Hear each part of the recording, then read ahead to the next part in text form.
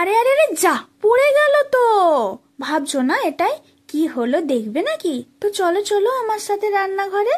দিদি ভাইয়ের হাত থেকে পড়ে গেল ঝপাস করে, কি ওটা দেখতে হবে তো। তো চলো। দেখো এখানে আমি প্রথমেই ময়দা নিয়ে নিয়েছি পরিমাণ মতো। তাতে দিয়ে দিলাম একটু নুন আর অল্প করে চিনি, পরিমাণ মতো নুন চিনিটা দিয়ে দিবে, আর সাদা তেলটাও দিয়ে দিবে। দিয়ে সমস্ত শুকনো উপকরণগুলোকে হাতে করে ভালো করে মেখে নেবে।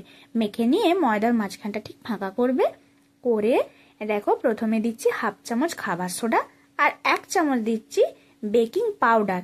বেকিং সোডাও বলতে পারো, মানে বেকিং সোডা আর বেকিং পাউডারটা দিয়ে দিলাম। দিয়ে দইটাকে ভালো করে মাখিয়ে নিল। এটাতেই তো ম্যাজিক আছে, এটা বিনা ইস্ট ছাড়া হবে। এটা দিয়ে ম্যাজিকটা আমি বানালাম। এরপর ভালো করে সবকিছুকে মেখে নেব।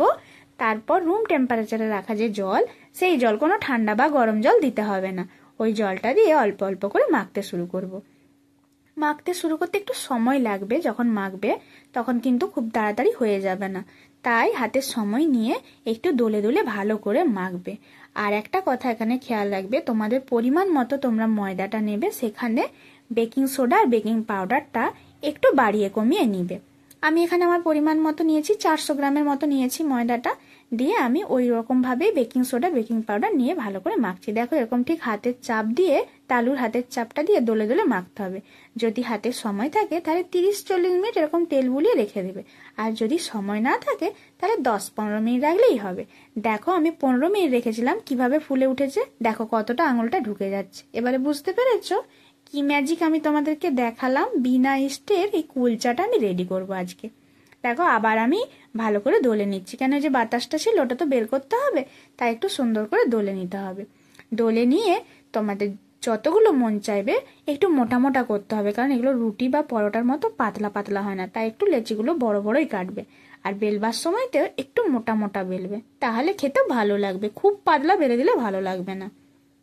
শুকনো একটু ময়দা নিয়েছি আর মোটা মোটা করে বেলতে শুরু করছি। বেলতে গেলে একটু বল প্রয়োগ করতে হবে, চেপে চেপে বেলতে হবে। সহজে কিন্তু এগুলো বাড়বে না, কারণ ময়দা আছে। তারপর দেখো প্রথমে বেলে নিয়ে অল্প একটু জল ব্রাশ করে নিলাম, তেল দিইনি কিন্তু জল দিচ্ছি। তারপরে একটু দেখতে সুন্দর করার জন্য কালো জিরে দিয়ে দিলাম, যেটা খেতেও ভালো লাগবে ফ্লেভারটা। ধনে পাতা দিয়ে দিলাম, দিয়ে আঙুলে করে একটু চেপে চেপে চেপে চেপে দিয়ে দিলাম, তাহলে আর এগুলো খসে পড়বে না। তারপর বেশ তাওয়াটাকে গরম করলাম একদম হাই ফ্লেমে। তারপর অল্প একটু জল দিয়ে এটা দিয়ে দিলাম, দিয়ে একটু ঢাকা দিয়ে রেখেছিলাম, ঢাকাটা দেখাতাম হয়নি এখানে আর। তারপর দেখে নাও এইভাবে ডাইরেক্ট সেকে নিচ্ছি। ওই তাওয়া থেকে সেকতে গিয়েই ফুল পড়েছিল কুলচা আমার, ঠিক? এটা বোঝা গেল তো এবারে? তাই চিমটাই করে তুলে নিয়ে ডাইরেক্ট গ্যাসের ওভেনে দিয়ে দিলাম। তারপর একটু পোড়া পোড়া করে নিয়ে উপর থেকে বাটার ব্রাশ করে নিলাম, ভালো করে একটু বাটারটা দিলে ভালো লাগবে। আর এত নরম হয় তুলতুলে।